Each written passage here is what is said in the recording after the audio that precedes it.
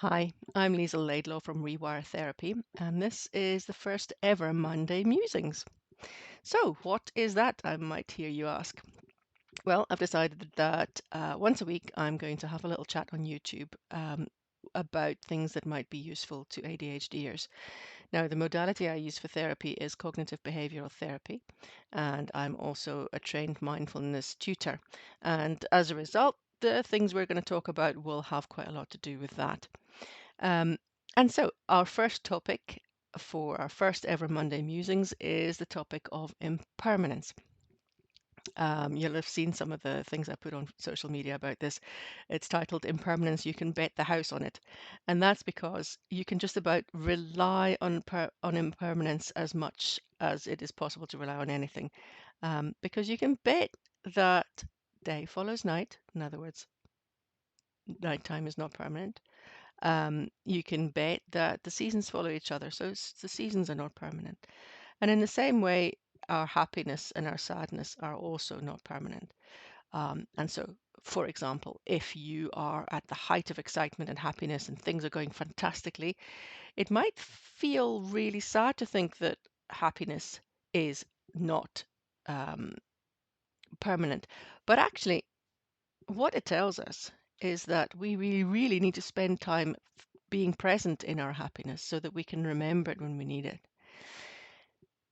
The alternative is also true. Sadness will not last forever. And we might actually be able to take some comfort from that. Sadness will not stay the same forever. It might get worse or it might go away, but we won't know until it happens. And recognizing that we have lived through all the toughest days of our lives so far means that in most cases, we're going to make it. And that can be some sort of a form of comfort for us. So, on this Monday, I've got a few examples of how impermanence have affected me over the last few days since Friday. First of all, Friday started like this. There was some emotional upheaval in the house, and as a result, we had to do a trip to school in the car instead of the school bus. And of course, that interfered with the daily planning. But we had to do that.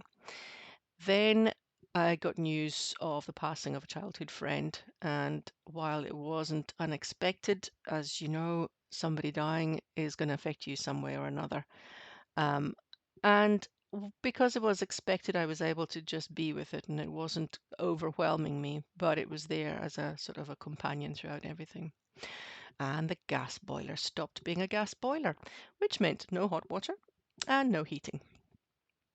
In case you need to know, it takes at least 4 full boiling kettles to take the chill off 2 inches of bath water in case you ever need to do that.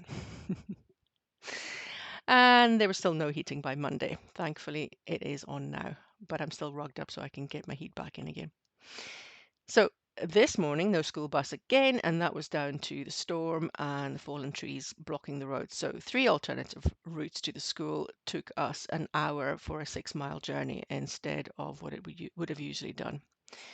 And here are the CBT and mindfulness lessons that I am reminded of throughout this. Confirmation. Nothing is permanent. Nothing. There isn't a thing that's permanent.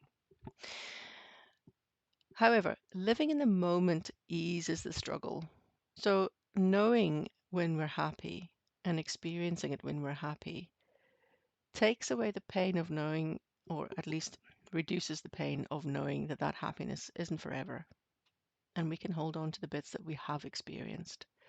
In the same way, sadness comes, we know that if we spend our time in it, it will go away anyway. So we might as well experience it rather than avoiding it, because that can sometimes bring unintended consequences.